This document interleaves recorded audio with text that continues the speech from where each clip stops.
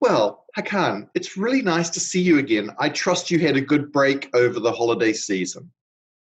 Yeah, in fact, it was really good. Thanks. I hope you too. Well, I did, so thank you very much. So we were just talking about Turkey, and you were telling me a little bit about what's going on. So let's just take a step back. Tell me about the general economic conditions and the implications for taxation in Turkey. Okay, thank you. First of all, I really would like to wish you a healthy and happy new year. Turkey's macroeconomic figures are not so much promising, unfortunately, in these years. Economic growth slowed down.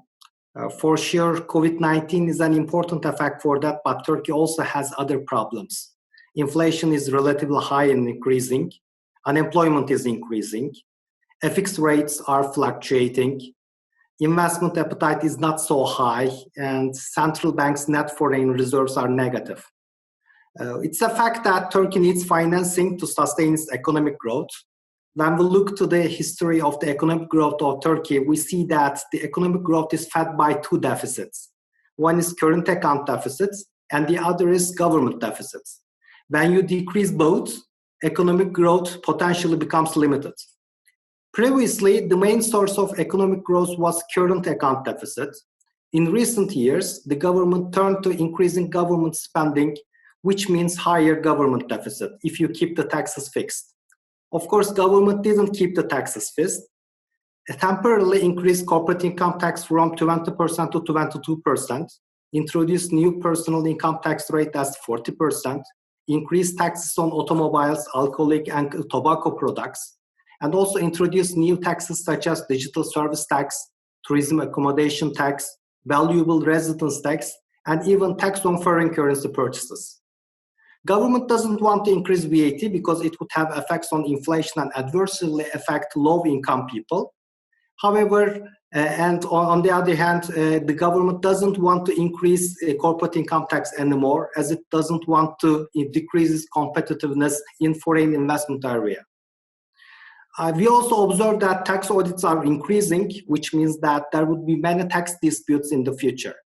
Another thing that we observe is Turkish government announced many tax payable restructuring and amnesty laws. We had the recent one last month.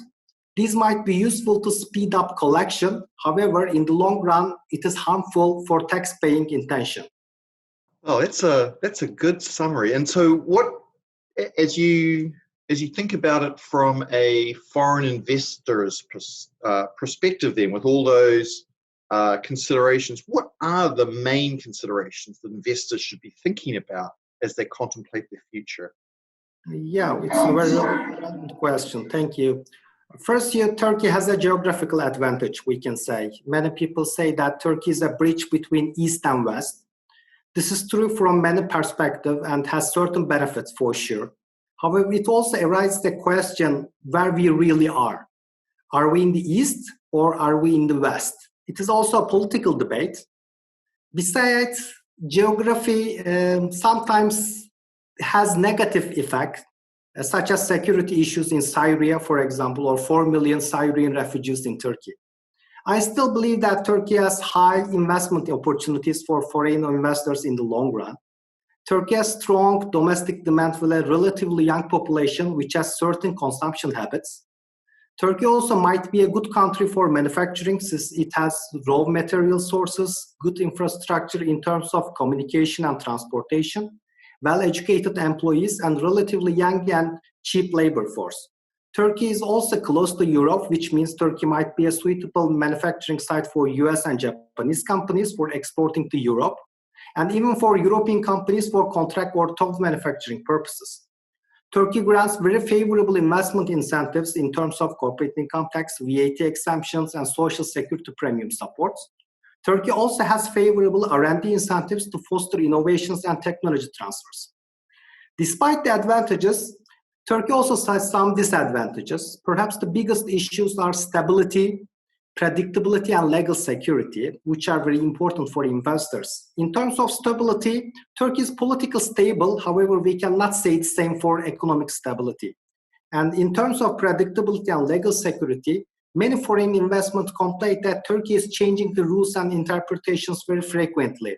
For example, tax laws are changing frequently, even for us, despite we are the tax auditors. The interpretation sometimes materially varies across tax auditors and varies time to time. And you cannot be sure that you will get your right at courts. For me, this attitude also has cultural and historical background. Turkish people has nomadic culture from Middle East. And one of the outcomes of this culture is thinking fast and taking quick actions in the short term. With this respect, many Turkish people believe that short-term pragmatic solutions and being flexible are more important than long-term strategies and principles.